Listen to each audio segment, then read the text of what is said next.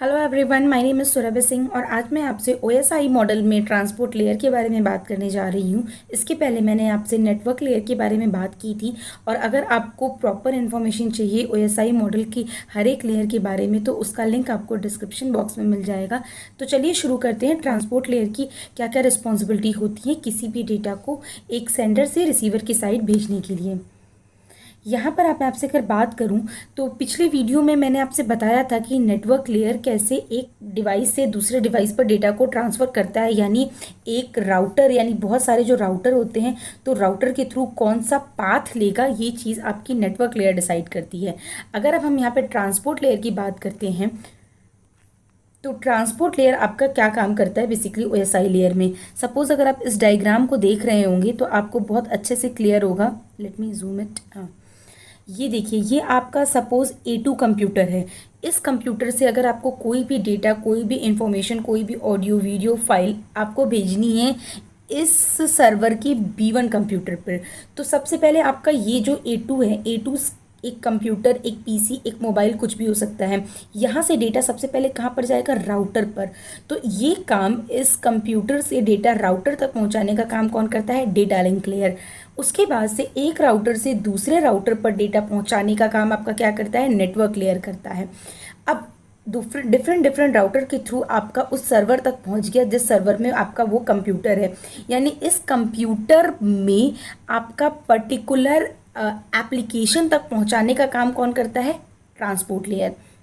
Transport layer basically, जैसे अगर हम A2 कंप्यूटर की बात करते हैं तो यहाँ पर बहुत सारे टैब खुले हैं, वेब ब्राउज़र, जीमेल या बहुत सारी आपकी डिफरेंट एप्लीकेशंस यूज़ हो रहे हैं। तो उस पर्टिकुलर एप्लीकेशन तक पहुँचाने का काम कौन करता है? आपका ट्रांसपोर्ट लेयर करता है। तो ये चीज़ें याद रखिएगा, इसीलिए हम इसको बेसिकली क्या कहते हैं? End to end delivery. यानी एक ऐप, सपोज़ आपने PNB का ऐप खोला हुआ है तो PNB के ऐप तक डेटा को ट्रांसफ़र करना आपका ट्रांसपोर्ट लेयर के अंदर आता है, यानी एंड टू एंड डिलीवरी। इसको हम पोर्ट टू पोर्ट डिलीवरी भी कहते हैं। इसका ये मतलब है, सपोज़ आप कोई जीमेल अकाउंट यूज़ कर रहे हैं, इस A2 कंप्यूटर में कोई जीमेल आपने खुला हुआ है तो जीमेल यानी SMTP यानी सिंपल मैसेज ट्रांसफ़र प्रोटोकॉल के थ्रू आपका डेटा जीमेल के में जाएगा। तो उसके लिए एक पर्टिकुलर पोर्ट डिसाइडेड होता है, यानी पर्टिकुलर पोर्ट नंबर डिसाइडेड होता है। जैसे अगर आपने नेटवर्क लेयर में बात की थी तो वहाँ पर हम IP एड्रेसेस की बात करते थे, बट अगर हम ट्रांसपोर्ट लेयर की बात करते हैं तो यहाँ पर हम पोर्ट एड्रेस को लेते हैं। 25, 28 बहुत सारे आपके पोर्ट नंबर्स हो सकते हैं जिसके थ्रू आपको डेटा को ट्रांसफ़र करना है। इसको हम प्रोसेस टू प्रोसेस डिलीवरी भी कहते हैं। ये सारी चीज़ें आप बहुत अच्छे से याद रखिएगा। अगर हम इसकी रिस्पॉन्सिबिलिटी की बात करते हैं ट्रांसपोर्ट लेयर की, तो सबसे पहले रिस्पॉन्सिबिलिटी आती है सर्विस पॉइंट एड्रेस और अ पोर्ट एड्रेस, जो मैंने अभी आपको समझाया है। Computer run many program at the same time. For this reason source to destination delivery means delivery not only from one computer to the next but also from a specific process on a one computer to the specific process on the other। Suppose आपका ये computer है और एक ये आपका दूसरा computer है। Suppose आप यहाँ पर गूगल क्रोम खोलते हैं, गूगल क्रोम में आपने सब PNB की साइट खोली है और आप PNB की साइट यानी अगर आप दूसरे कंप्यूटर से यानी जो PNB का सर्वर है वहाँ से आप इसको कनेक्ट करना चाहते हैं तो आप PNB के प्रॉपर एक एप्लीकेशंस में जाएंगे। उस एप्लीकेशन में जाने के बाद आप पर्टिकुलर उस लॉगिन और ID पासवर्ड तक जाएंगे। तो यहाँ तक पहुँचाने का काम कौन करता है? आपका ट्रांसपोर्ट लेयर। तो ज़रूरी नहीं है कोई भी डेटा आपको एक कंप्यूटर से दूसरे कंप्यूटर में ही जाना है, कंप्यूटर की इस पर्टिकुलर एप्लीकेशन या पर्टिकुलर प्रोसेस तक जाने को हम ट्रांसपोर्ट लेयर की रिस्पॉन्सिबिलिटी मानते हैं। इसके लिए हमारा बेसिकली दो चीज़ें चाहिए होती हैं, IP address plus port number. IP address आपने नेटवर्क लेयर के बारे में ही पढ़ा हुआ था। एड्रेस एक्स्ट्रा क्या ऐड हो जा रहा है? आपका पोर्ट नंबर ऐड हो जा रहा है।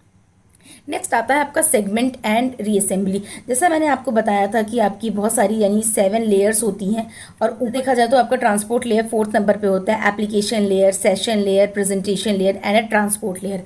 ठीक है, तो आपका जो भी एप्लीकेशन लेयर से जो भी आपकी डेटा आ रहे हैं वो 0101011110 के फॉर्म में आ रहे होते हैं।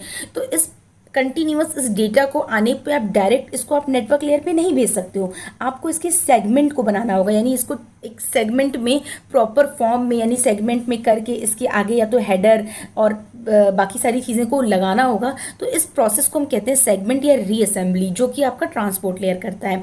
उसके बाद से आपका आता है मल्टीप्लेक्सर या डीमल्टीप्लेक्सर।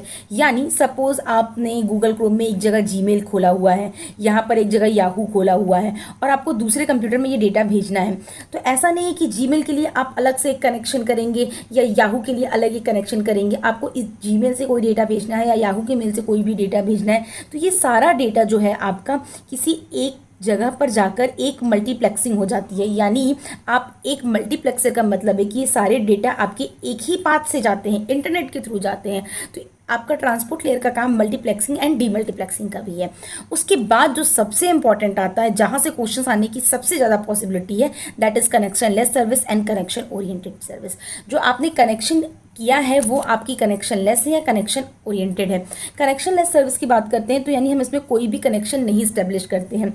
लाइक अगर आप एक कंप्यूटर या एक कंप्यूटर से दूसरे कंप्यूटर को कनेक्ट कर रहे हो तो आपने बीच में कोई कनेक्शन नहीं इस्टेब्लिश किया है, आप डायरेक्टली डेटा को ट्रांसफर कर रहे हो। जबकि कनेक्शन ओरिएंटेड में क्या होता है, जैसे अगर आप टेलीफोन कॉल्स की बात करते हैं तो आप फ़ोन उसको उठाते हैं तो आपको एक नॉर्मल एक टोन सुनाई देती है। इसका मतलब है कि पहले से कनेक्शन इस्टेब्लिश है। लेकिन अगर आप मोबाइल फ़ोन या बाकी किसी भी एक डेटा ट्रांसफ़र की बात करते हैं तो वहाँ पर आपका पहले से कनेक्शन नहीं इस्टेब्लिश होता है। तो जो कनेक्शन लेस सर्विसेज हैं इसमें packet are not numbered, may be delayed और लॉस्ट अराइवल और आउट ऑफ ऑर्डर डिलीवरी भी होती है। यानी जो भी आपके पैकेट, सपोज आप यहाँ से डेटा को भेज रहे हैं तो ये डेटा, आपके जो पैकेट के डेटा ये सेम नंबर में नहीं होंगे, जैसे 1 2 3 है, लेकिन रिसीवर की साइड पे ज़रूरी नहीं है कि आपका पहले 3 पहुँचे, क्या पता आपका पहले 2 भी पहुँच जाए। तो ये आपका एक कनेक्शन लेस सर्विस है। इसका एग्जांपल आप इस तरीके से समझ सकते हैं, जैसे आप लाइव वीडियो देख रहे हैं।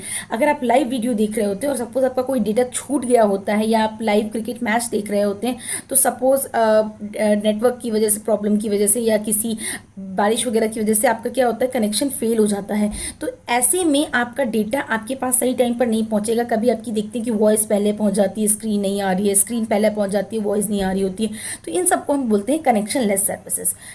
कनेक्शन ओरिएंटेड सर्विस में आपका होता है कि आपने पहले प्रॉपर अपने कनेक्शन को स्टैब्लिश कर लिया होता है, जिसकी वजह से आपका डेटा लॉस होने की चांसेस बहुत ज़्यादा कम होता है। तो कनेक्शन ओरिएंटेड में आपका आता है transmission control protocol, very important line. यानी कनेक्शन ओरिएंटेड जो सर्विस है वो आपका कौन सा प्रोटोकॉल यूज़ करती है, transmission control protocol. Very important question for a prelims point of view. जो आपका कनेक्शन लेस सर्विस है वो क्या यूज़ करता है, यूज़र डेटाग्राम प्रोटोकॉल। ठीक है, यानी जहाँ जहाँ यूडीपी यूज़ होगा वहाँ पर आपकी डेटा की ट्रांसफ़र की रिलायबिलिटी नहीं होगी। लेकिन अगर हम टीसीपी प्रोटोकॉल यूज़ कर रहे हैं तो आपके डेटा के ट्रांसमिशन की पूरी रिलायबिलिटी है। नेक्स्ट मैं बात करूं तो आपका जो ट्रांसपोर्ट लेयर है वो आपका फ्लो कंट्रोल और एरर कंट्रोल का भी काम करता है। आपको अगर याद हो, अगर आपके मेरे पहले की वीडियो देखे हैं तो मैंने आपको बताया था कि फ्लो कंट्रोल और एरर कंट्रोल का काम आपका डेटा लिंक लेयर भी करता था। जी हाँ, डेटा लिंक लेयर भी फ्लो कंट्रोल और एरर कंट्रोल का काम करता है और आपका ट्रांसपोर्ट लेयर भी फ्लो कंट्रोल और एरर कंट्रोल का काम करता है। Here control address layer is perform end to end rather than across a single link. यानी जो फ्लो कंट्रोल आपका हो रहा है एक कंप्यूटर से दूसरे कंप्यूटर तक, पूरे प्रोसेस में आपका फ्लो कंट्रोल देखा जाता है, ना कि एक कंप्यूटर से सिर्फ एक राउटर तक का। एरर कंट्रोल की बात करते हैं तो error control at this layer is perform process to process rather than across a single link. Same वही मेथड होते हैं, स्लाइडिंग विंडो, सेलेक्टिव विंडो, जो आपने डेटा लिंक लेयर में पढ़ा था। अब हम यहाँ पर जो एक इम्पॉर्टेंट पॉइंट डिस्कस करना चाह रहे हैं वो है आपका transmission control protocol and user datagram protocol. Next हम देखते हैं ट्रांसमिशन कंट्रोल प्रोटोकॉल और यूजर डेटाग्राम प्रोटोकॉल में डिफरेंस।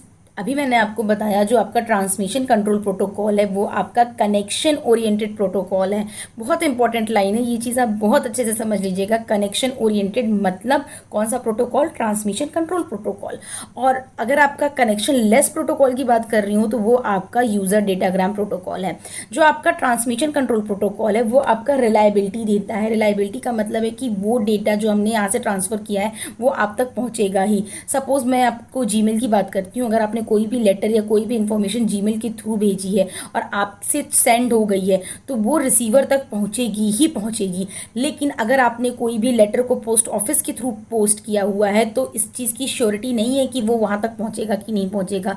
इट मीन्स कि सपोज पोस्ट ऑफिस पे मिस हो गया डेटा या बहुत सारी पॉसिबिलिटी हो सकती हैं कि, तो जो आपका ट्रांसमिशन कंट्रोल प्रोटोकॉल है वो प्रॉपर रिलायबिलिटी देता है कि आपका डेटा जाएगा। जो यूज़र डेटाग्राम प्रोटोकॉल है वो आपका अनरिलायबल होता है। अगर आपके टीसीपी की बात करते हैं तो ये in order delivery of message, इसका क्या मतलब है कि जो आपका जो डेटा है वो जिस ऑर्डर में आपने भेजा है, सपोज 1 2 3 4, आपका जो रिसीवर है उसके साइड में भी आपको 1 2 3 4 इसी इन ऑर्डर में ही मिलेगा। जबकि यूज़र डेटाग्राम में ऐसा नहीं है। यूज़र डेटाग्राम में अगर आपने यहाँ से 1 2 3 भेजा है तो सपोज यहाँ पर आपका 2 पहले मिलेगा, 3 पहले मिलेगा, फिर 1 मिलेगा, ऐसी भी चीज़ें हो सकती हैं। लाइक अगर आप यूज़र डेटाग्राम की एग्जांपल बात करते हैं, कोई भी अगर आप लाइव मैच या लाइव स्पीच सुन रहे होते हैं और अगर नेट की कनेक्टिविटी बहुत अच्छी नहीं है तो ब्लिंक करेंगी, कुछ आवाज़ आपको पहले मिलेंगी बाद में मिलेंगी, इस टाइप की दिक्कतें आ सकती हैं। जो आपका टीसीपी यानी ट्रांसमिशन कंट्रोल प्रोटोकॉल है ये एरर को कंट्रोल करता है किस मेथड के थ्रू, चेकसम मेथड के थ्रू। जैसा मैंने आपको बताया कि एरर कंट्रोल और फ्लो कंट्रोल दोनों लेयर्स में होता है, डेटा लिंक लेयर में भी होता है, ट्रांसपोर्ट लेयर में भी होता है। डेटा लिंक लेयर में हम सीआरसी को यूज़ करते हैं, जबकि आपका जो ट्रांसपोर्ट लेयर है वहाँ पर हम चेकसम मेथड यूज़ करते हैं। ये प्रीलिम्स के पॉइंट ऑफ व्यू से क्वेश्चन बन सकता है। जबकि यूज़र डेटाग्राम यानी यूडीपी में आपको बहुत ही लिमिटेड एरर चेकिंग मिलती है। यानी एक तरीके से ये कहा जाए कि जब आपको कोई भी बहुत इंपॉर्टेंट डेटा को भेजना है, ऑल्दो टीसीपी में आपको कोई भी बहुत इंपॉर्टेंट डेटा को भेजना है तो वहाँ पर आप टीसीपी यूज़ करेंगे, क्योंकि यहाँ पर आपको रिलायबिलिटी मिल रही है, यहाँ पर आपको फ्लो कंट्रोल, एरर कंट्रोल सब चीज़ें मिल रही है। जबकि यूज़र डेटाग्राम प्रोटोकॉल में ये सारी चीज़ें आपको नहीं मिलती हैं। यानी कंजेशन एंड फ्लो कंट्रोल आपको टीसीपी में मिलता है। कनेक्शन ओरिएंटेड यानी अगर आपको टीसीपी के थ्रू कोई भी डेटा को भेजना है तो आपको पहले कनेक्शन को स्टैब्लिश करना होगा। जबकि यूज़र डेटाग्राम सर्विसेज में ऐसा नहीं है। आप इसको रियल टाइम सर्विसेज के थ्रू समझ सकते हैं कि आप इसको डेटा डायरेक्टली रियल टाइम में भेजेंगे। डेटा मिला नहीं मिला ये आपका सेंडर की रिस्पॉन्सिबिलिटी नहीं होगी। सेंडर ने अपने तरफ से डेटा भेज दिया, उसके बाद वो चेक करने नहीं जाएगा। जबकि टीसीपी में कनेक्शन ओरिएंटेड होता है, कनेक्शन करने के बाद ही डेटा को भेजा जाएगा। इसका एग्जांपल मेल है, यानी मेल के थ्रू आपने कोई भी भेजा। और अगर आपका यूडीपी की बात करें तो उसका होगा आपका लाइव रिपोर्टिंग जो होती है। जैसा कि आप न्यूज़ चैनल वगैरह पे देखते हैं कि कभी कभार वो लोग बोलते हैं सिग्नल ना मिल पाने की वजह से जो आपका डेटा है वो लॉस हो गया, आपकी डेटा की डिलीवरी नहीं हो पा रही है। तो ये आपका यूज़र डेटाग्राम प्रोटोकॉल का एग्जांपल हो जाएगा। जो आपका टीसीपी है ये फुल डुप्लेक्सिंग को यूज़ करता है एंड पिगी की बैकिंग को भी यूज़ करता है। पिगी बैकिंग को आप इस तरीके से समझ सकते हैं कि सपोज आप जो मैंने आपको बताया था सेंडर और रिसीवर हैं। सेंडर आपका इन्फॉर्मेशन को भेजता है तो जो आपका रिसीवर है वो क्या करता है, एक्नॉलेजमेंट भेजता है। तो ये अगर आपका फुल डेटा है, अगर मान लीजिए रिसीवर को भी अपनी तरफ से कोई इन्फॉर्मेशन को भेजता है तो वो एक्नॉलेजमेंट के साथ साथ ही इन्फॉर्मेशन को भेज देगा। That is called piggy banking. Hopefully आपको ये वीडियो पसंद आई होगी। मैंने पूरी तरीके से ट्रांसपोर्ट लेयर को एक्सप्लेन करने की कोशिश की है। इससे ज़्यादा आपके आईईएस प्रीलिम्स के जीएस के पेपर में नहीं पूछा जाएगा। जितने भी टर्म्स मैंने यूज़ किए हैं उसको आप बहुत अच्छे से समझ लीजिएगा। और अगर आपको कोई भी क्वेरी है तो कमेंट बॉक्स में पूछिएगा। एग्ज़ाम की प्रिपरेशन को बिल्कुल मत होल्ड पर डालिए। गेट के साथ आईईएस की भी प्रिपरेशन बहुत ज़रूरी है। और aspirant all the best. Channel को लाइक एंड सब्सक्राइब जरूर कीजिएगा। वीडियो पसंद आएगी तो अपने दोस्तों के साथ शेयर भी कीजिएगा। Thank you.